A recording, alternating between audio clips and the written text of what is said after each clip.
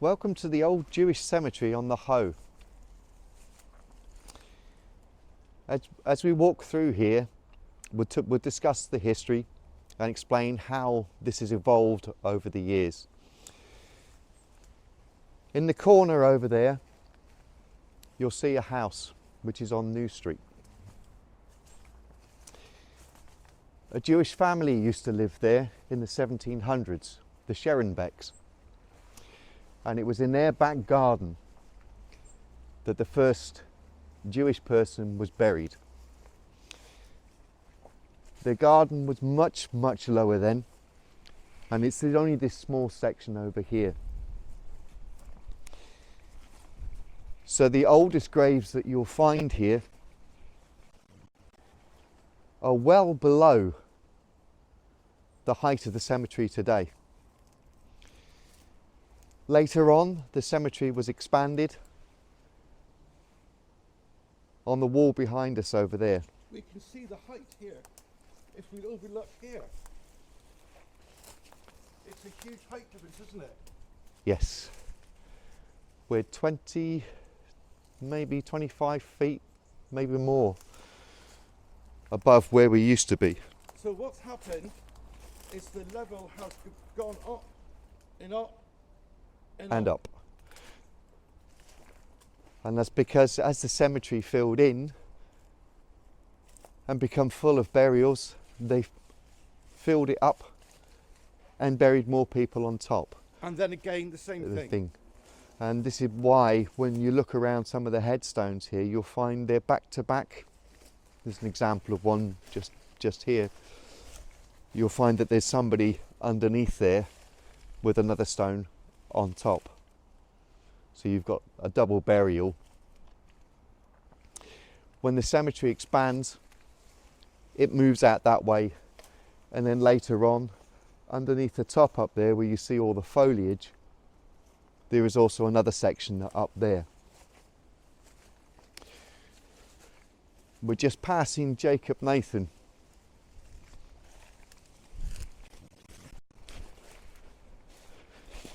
Jacob Nathan is on part of the audio trail, and when the cemetery's opened for the May History Festival, he's on part of the audio tour. But very briefly about him, he was a bachelor, and when he died, he donated his entire money to the good works in Plymouth. A lot of those things were like the Red Cross. He opened the Hebrew school, gave money to the Blind Society, and there's a whole list of things. Very important man, and you'll see his name again. Actually, he's on my front door at home because I now live in the old schoolroom that this guy paid for. So he's very fascinating him. Also on the other side there, you'll see the jug and the basin. This is a Levi.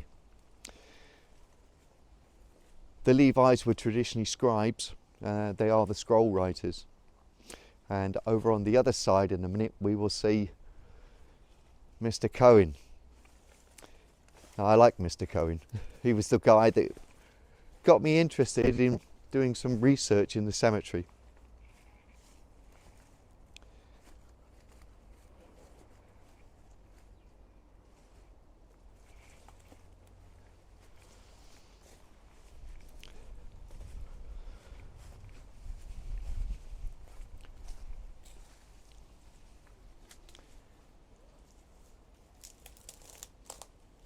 Mr. Cohen,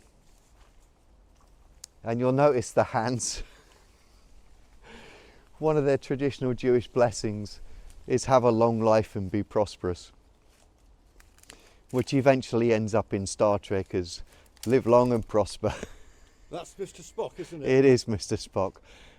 Spock was Jewish, Captain Kirk's Jewish, and even Gene Roddenberry, who wrote Star Trek, is Jewish, which is why there's so much symbolism within Star Trek that is to do with the Jewish faith.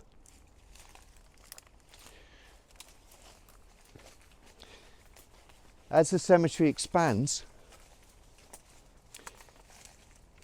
here we have the new doorway for the coffins to be brought into the cemetery, which is all closed up now. And on the other side, the ground also has been raised. So all this wall now is actually underground. On the other side's the old rifle range, or I should say the new rifle range. The other odd one we have up here, where the brickwork is there, it used to be a window. Again, it's underground now, but this was because the Cohens weren't allowed to come in to the cemetery, being a dirty environment with the bodies, and so to allow them to be able to take part in the funeral service, they put windows in the wall so they'd be able to watch from outside. It's all bricked up now and underground now.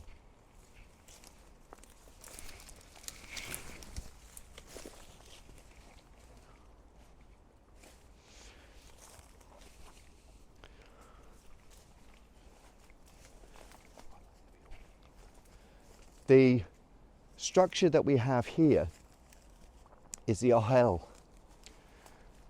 and this used to have a roof on it. This is the place where they would bring the bodies overnight. They would be cleansed here, they would be washed and prepared for burial. And also you would find that people would have to sit and watch over them overnight before the funeral service took part the following morning.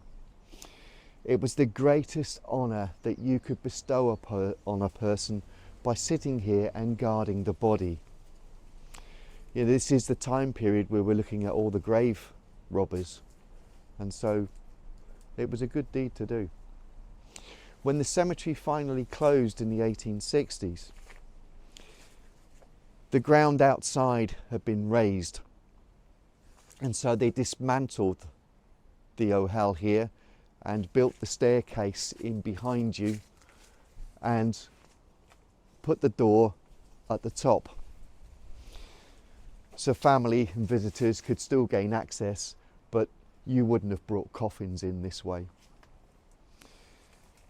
Finally, over there on the audio trail, the last one is track 16. This is Barney. Barney was my cat. And you'll hear his tale when you manage to listen to the audio trail.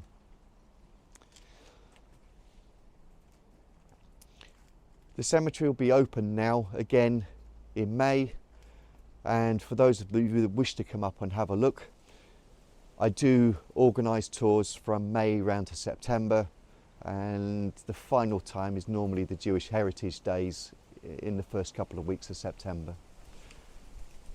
What are the stones here for, Jerry? They place stones on graves to say that they visited and they've been remembered. And it's a stone rather than flowers, because stones don't wither, they don't die, they remain, whereas flowers wither and fade away.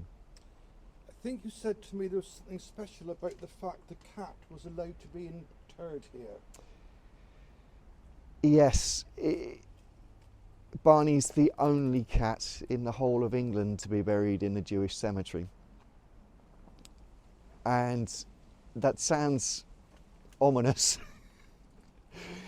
because he shouldn't be buried in consecrated ground inside a cemetery amongst people. But this is why he's been labelled the guardian of the threshold, because he's actually buried in the threshold. He's not in consecrated ground, he's buried in the walls of the ohel.